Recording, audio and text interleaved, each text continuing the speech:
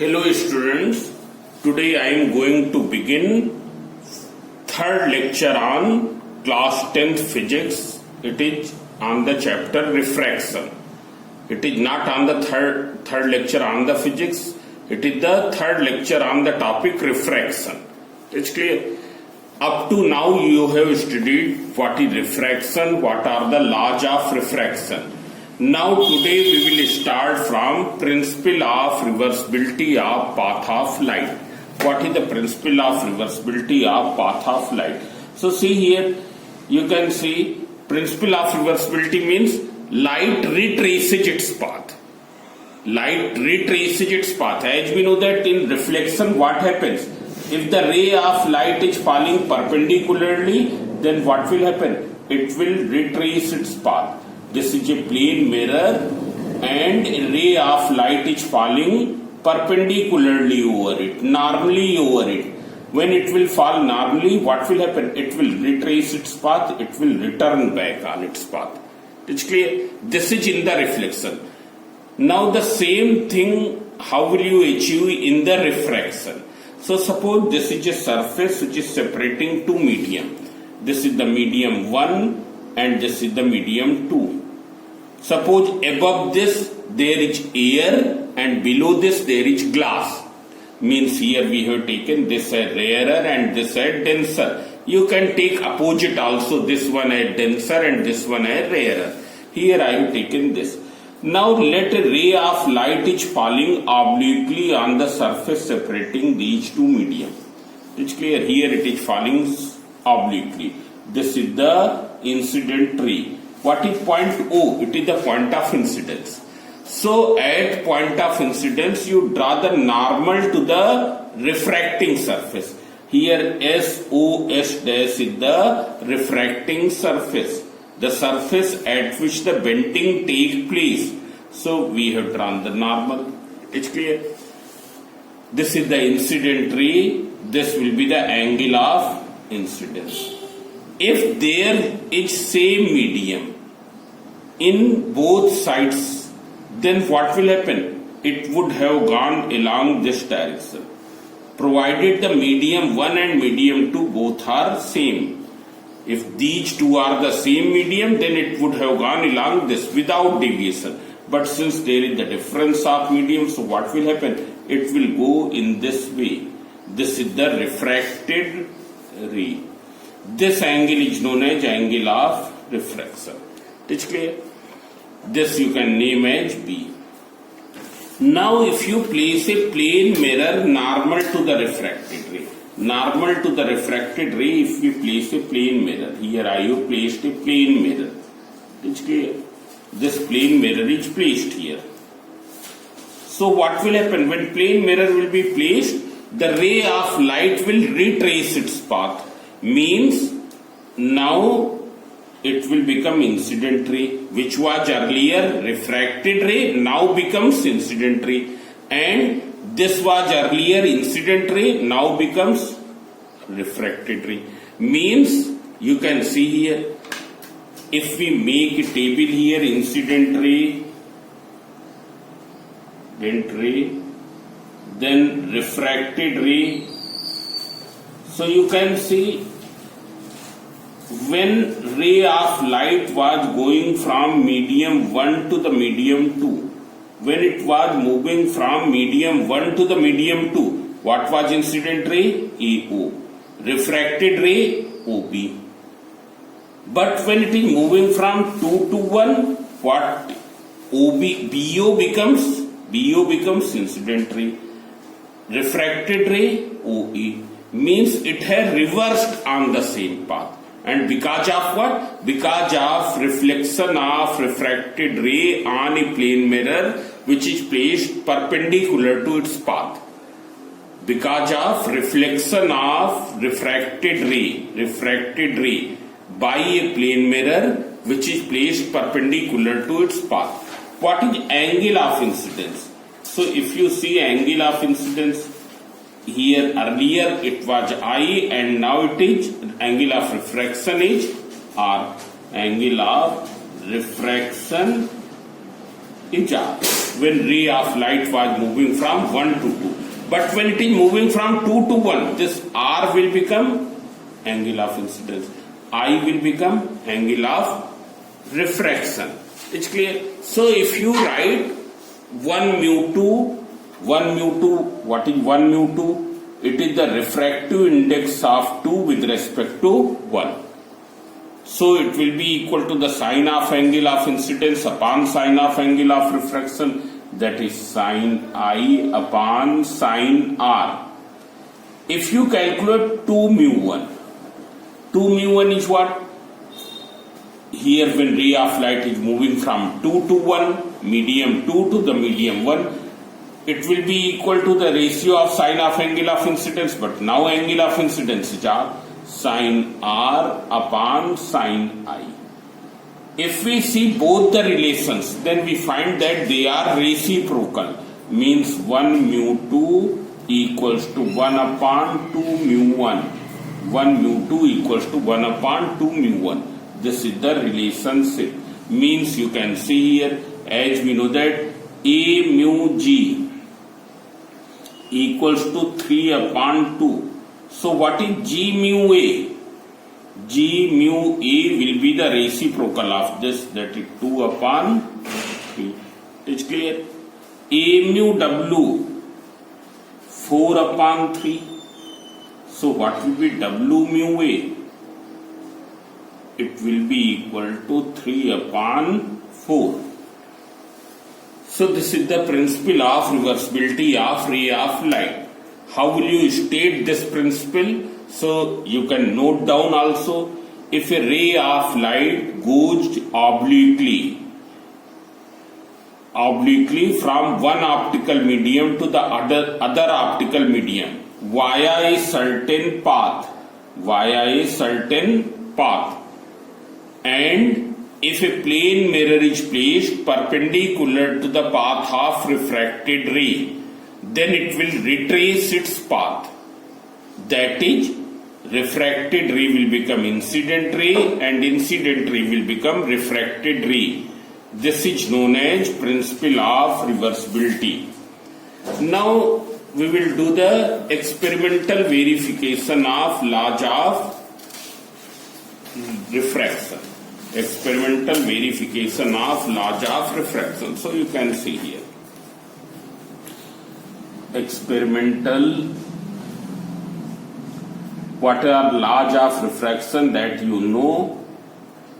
What are first law is incident ray, refracted ray and normal at the point of incidence all lies on same plane. And second law is for all values of angle of incidence, ratio of sine of angle of incidence to the sine of angle of refraction is constant for a given pair of media. So this law is also known as Snell's law. So experimental verification of laws of refraction. This experiment you will do in the laboratory.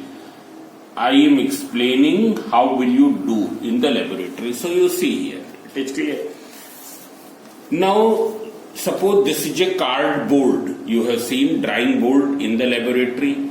Over that drawing board you will fix this white sheet of paper on the cardboard with the help of wooden pins. That wooden board pins. So thumb pins, that we say thumb pins. Here we will fix the thumb pins. So what will happen? This paper will be fixed. Now after this what will you do? You will place the glass slab here. Place the glass slab here. So here I don't have the glass slab. So and draw the outline of the glass slab. After placing the glass slab, you draw the boundary of the glass slab. So here I am drawing the boundary of the glass slab. You can see here. This boundary is drawn.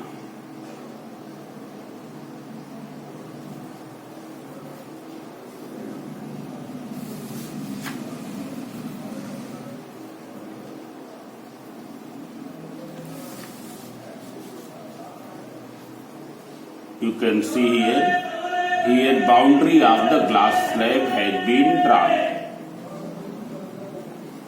This we have named, this boundary I have named PQRS.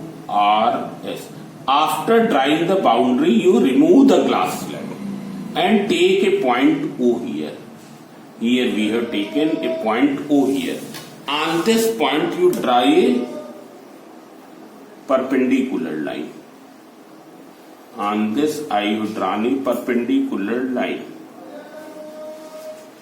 And then draw another line which makes at the same point O, you draw another line which makes about 40 degree, 30 degree, 50 degree angle from this. It's clear?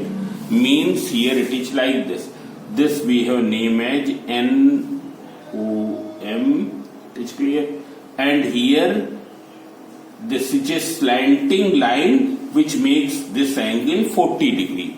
This angle 50 degree. It's clear? Once we will do at 30 degree, then at 40 degree, then at 50 degree, then at 60 degree. Suppose here at present it is 30 degree. Now what will you do? After this we will fix two pins here in the upright position at a distance of 3 centimeter. Means upright position means exactly vertical. It should not be like this. It's clear? It should not be like this. It's clear? We will fix two pins. One pin is this and other pin is this. And the distance between the pins should be at least 3 centimeter. It's clear? So here these pins have been fixed. These pins I have named as A and B. After this what will you do? You will place the glass slab here. Suppose this is the glass slab. Here I have placed the glass slab. Now place the glass slab here and observe the image of these pins from this side. From this side here. You will observe the image of those two pins A and B from this side. And in the straight of those images you fix two more pins. In the straight of those images you fix two more pins. So that all the four are in same straight line. Means what will you do? What will you do? We will place the glass slab, observe the images of these pins from the opposite side. And in the straight of these two images of these two pins, in the straight of images of these two pins, fix two more pins. So that all the four pins are in the straight line. It's clear? So here I have fixed it. It's clear? One pin I have fixed here and other pin I have fixed here. It's clear? These pins I have named as C and D.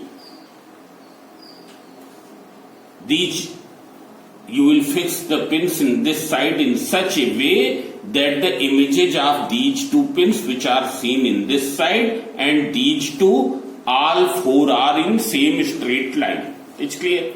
वो तुमको एक ही straight line में दिखाई देनी चाहिए. After this we will remove all the pins, glass slab. When you will remove the pins here, what will happen? Since you have fixed the pins, so there will be some mark will be left. So you join these marks and produce till SR. Here it is produced till SR. So this will be the emergent ray. This is the emergent ray. Means the ray of light is entering from face PQ and emerges out from face SR. And this we have named as BC. This is named as BC. It's clear? It emerges as BC. Now see here. You can see here within this glass slab, it is entering from O and leaving out from B. Within this boundary, what is the medium? Glass. What is the medium inside this boundary? It is glass. As we know that in a medium, light travels in a straight line. Light travels in a straight line. So you can see here, it is entering from where? from O. Leaving from where? From B. Means from O to B it will travel in what way? It will travel in this way, in this direction. Because we know from the principle of a rectilinear propagation of light. From rectilinear propagation of light, we know that this will be the refracted ray. Light travels in a straight line, therefore this will be the refracted ray. It's clear? Here this angle is angle of incidence, which you already know. It will be either 30 degree or 40 degree or 50 degree or 60 degree.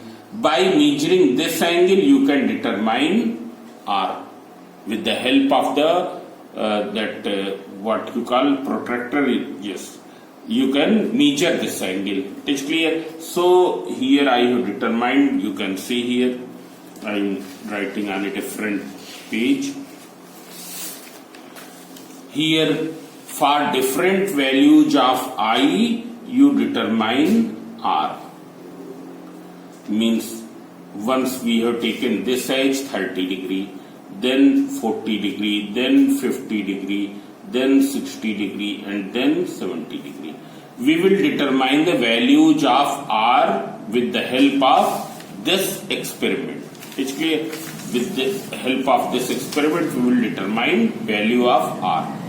Then from trigonometrical table, you determine sin I, determine sin of R, and then you determine sin I upon sin R. It's clear? Means what will you do? First you do the experiment in this way, and for each value of angle of incidence, determine the angle of refraction. It's clear? You will conduct the experiment in this way as I have told. It's clear? Determine R.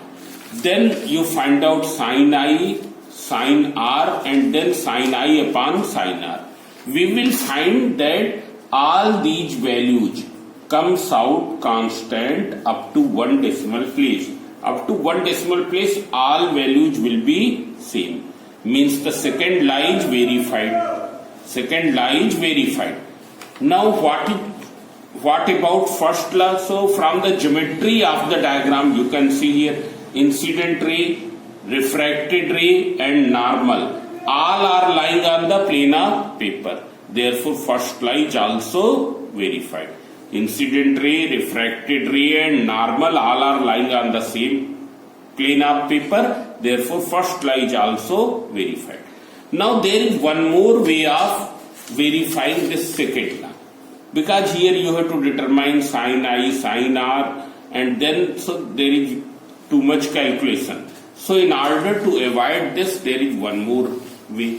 What will you do? For each angle of incidence I am making one separate table. R 30 degree, 40 degree, 50, 60 and 70. You write the values of R. Then you make three more columns. You can see here.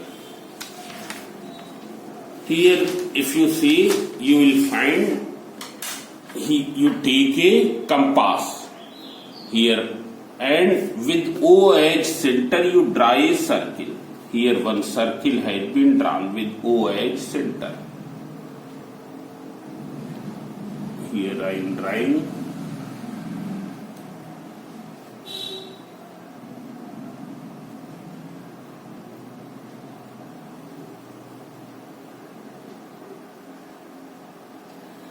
This circle is drawn. You can see here this circle cuts to incident ray at this point and cuts to refracted ray at this point. This point we can name as D, and this point we can name as E. It's clear? From D and E, draw perpendicular on this normal. It's clear? From D and E, draw perpendicular on this normal. So here I have drawn. From point D, draw a line which is perpendicular to this line, MON. Here this angle you can see this is 90. Similarly, you draw in this side also.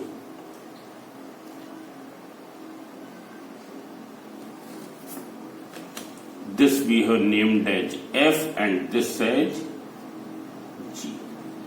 It's clear? Now all of you see here, in triangle OFD, this is 90, therefore this will be hypotenuse. With respect to angle I, what is perpendicular? DF. As we know that sine of any angle means perpendicular upon hypotenuse. So what will be sine I? DF upon OD. DF upon OD. It's clear? What is sine R?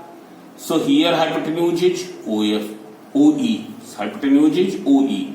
So sine R will be equal to GE perpendicular upon hypotenuse upon OE. If you determine sine I upon sine R, that I am writing here, sine I upon sine R, you can see sine I upon sine R, it will be this upon this, this upon this. It's clear? So what is DF upon OD? When you will divide by this, what will happen? It will reciprocal and multiply. Reciprocal and multiply. So OE upon GE. Now you can see here. What is OD? Center to circumference means radius. Center से circumference तक की distance is called radius. It is also center से circumference, so radius. So OD and OE are radii of the circle. OD equals to OE equals to radius of the circle. So what will happen? These two will be cancelled and you will get DF upon GE. Means very simply you can determine sine I upon sine R, it is DF upon GE. It's clear? Means for each drawing, one drawing will be for 30 degree, then other drawing will be for 40 degree, then for 50 degree, 60 degree, 70 degree. You will draw the circle. It's clear? And normally you draw the circle of same radius in every case. Suppose if you have taken radius of 5 centimeter in this, then here also 5 centimeter, and determine this and this. It's clear? And after that, what will be sine R? So you note down these distances. DF you will measure, GEV you will measure, and then sine I upon sine R will be equal to what? DF upon GE. It's clear? So we will find that these values will remain constant up to 1 decimal place. So from here, Snell's law is verified. Snell's law will be verified. It's clear? First law is verified from the geometry of diagram because incident ray, refracted ray and normal, all the three lies on the same plane. All are lying in the same plane. Now see here. After this, refraction of light through a rectangular glass block, which is already shown here, you have to determine the lateral displacement. What is lateral displacement? So see here. If you see here, when you will draw this drawing, you will find that this ray, this is the original direction of incident ray. Original direction of incident ray. This dotted line is original direction. Original direction of incident ray. And this is what? Emergent ray. So you will find that these two will be parallel to each other. Means when a ray of light falls upon one face of the glass slab obliquely, then on emerging out from the opposite face, it emerges parallel to the original direction of incident ray. You listen once again. when a ray of light falls on one face of the glass slab obliquely, then on emerging out from the other face, it comes out parallel to the original direction of incident ray. This perpendicular distance between incident ray, emergent ray and original direction is called the lateral displacement. What is lateral displacement? This perpendicular displacement in between emergent ray and original direction of incident ray. This is known as lateral displacement. It is clear? Means here from B, if you draw perpendicular here, so this will be the lateral displacement. It's clear? Here this is named as lateral displacement. This distance, if you take this as x, this as y, then xy is the lateral displacement. Now what are the factors on which the lateral displacement depend? So number one, it depends upon so this is a rule. If a ray of light is falling obliquely on one face of the glass slab, then on emerging out from the opposite face, it emerges parallel to the original direction. Means suppose instead of this thickness, here thickness of glass slab is equal to PS or equal to QR. Suppose this thickness is reduced, its thickness is only half. It's clear? Suppose the thickness is only this much. This is the thickness. Here thickness is this. Then what will happen? Emergent ray will come out in this direction. What will be the direction of emergent ray? I am applying the same concept, because the emergent ray will be parallel to the original direction. Original direction is this. So what will be the emergent ray? Emergent ray will be this. This will be the emergent ray. What will be the lateral displacement? Lateral displacement is now this much. So lateral displacement has reduced. So number one factor on which it depends on the thickness of the glass slab. More the thickness of the glass slab, more will be the lateral displacement. Smaller the thickness, smaller will be the lateral displacement. Secondly, it depends upon the angle of incidence. More the angle of incidence, more will be the lateral displacement. It's clear? More the angle of incidence, more will be the lateral displacement. It's clear? Then thirdly, depends upon the refractive index. Refractive index. As we know that refractive index is measure of bending. If refractive index is more, bending will be more. And when bending will be more, then lateral displacement will be more. It's clear? More the refractive index, more will be the bending, more will be the bending, so more will be the lateral displacement. If we ask that in red and violet color, which has more refractive index, so violet color's refractive index is more, red color's refractive index is less. Refractive index is denoted by the symbol mu. Violet color is having more refractive index, red is having less refractive index. So what will happen? Lateral displacement will be more for violet color, less for red color. It is clear? So this I would do. Now after this, multiple images. There is one more topic. Multiple images in a thick plain glass plate. It's clear? Thick plain glass plate. All these pages I will upload in the description box. From there you can see. It's clear? Though I have explained every point here, but even after that I will upload. You can see here.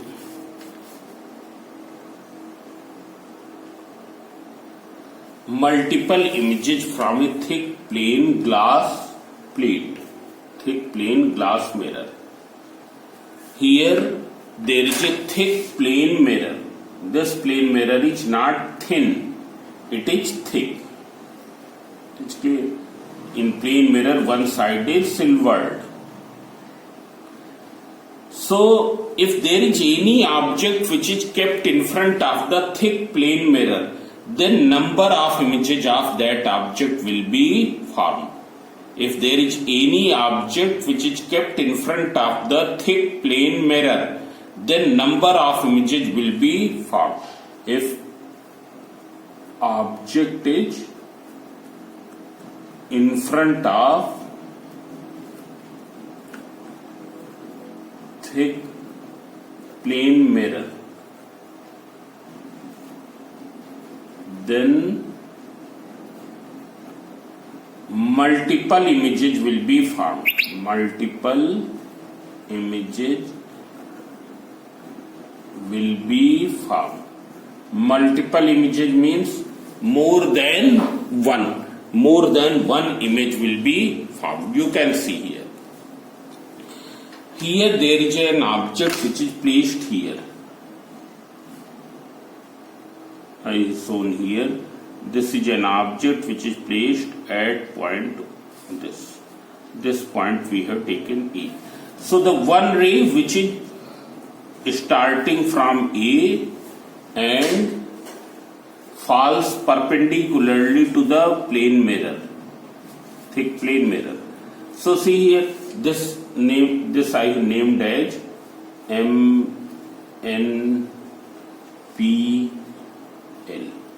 It's clear. So this surface is transparent and this is silver.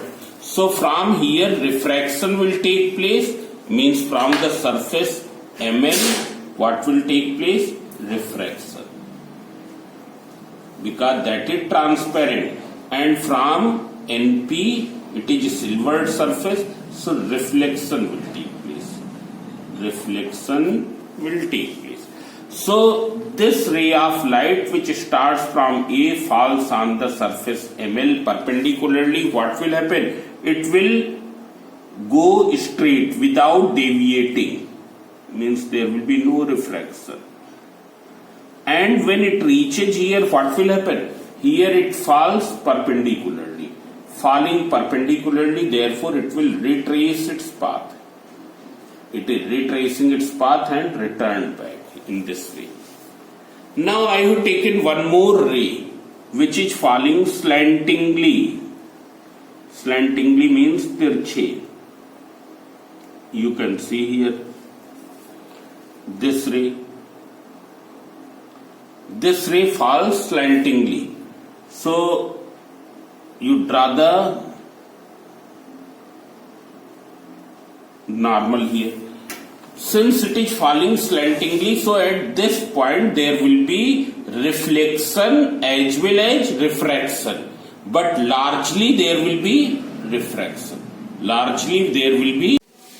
So since from this surface largely refraction take place, here already written because it is a transparent surface, so largely refraction is taking place. So most amount of energy will go along with the refracted ray, but in a small proportion it will get reflected also. In a small proportion it will get reflected also, obeying the laws of reflection. So here I have drawn the reflected ray this way. This is the reflected ray. It's clear. Here it will carry less amount of energy and refracted ray will carry more amount of energy.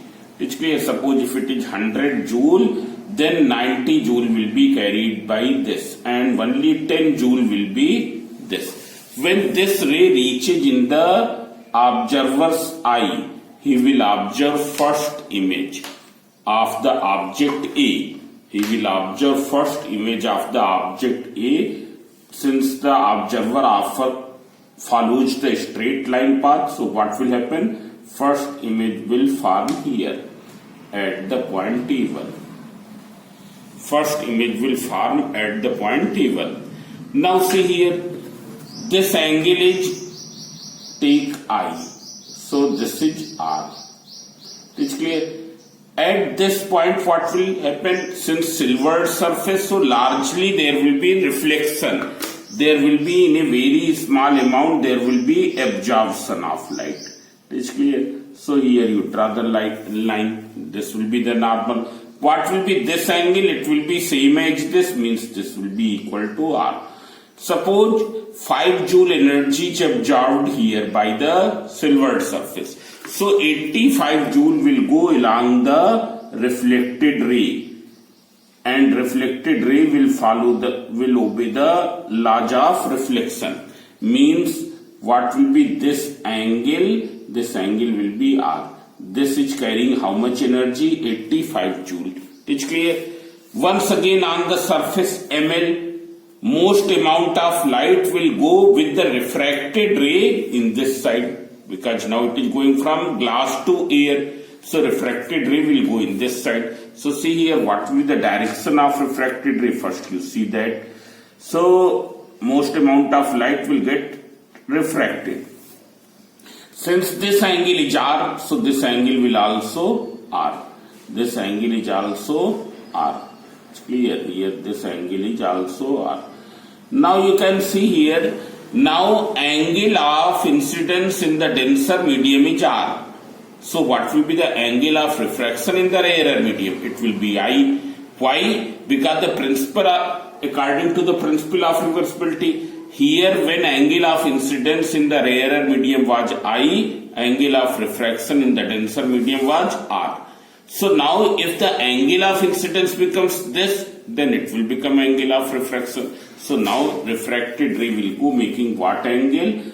It will go making I angle, means parallel to that ray, parallel to this, and it will carry most amount of the energy. Why? Because it is 85 joule, it is a transparent surface, so largely there will be refraction, largely there will be refraction. So 80 joule will be this, only 5 joule energy, 5 joule energy will go along with the reflected ray. This angle will be equal to, once again, I from laws of reflection.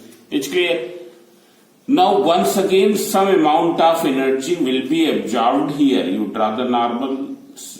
Here also this will be suppose 2 joule energy is absorbed. So what will happen? Remaining 3 joule will go with this. At this point, once again there will be largely refraction, largely refraction. So refracted ray will carry most amount of energy. So it is having 3 joules, so 2 joule will be this, and 1 joule with the reflected ray. It's clear?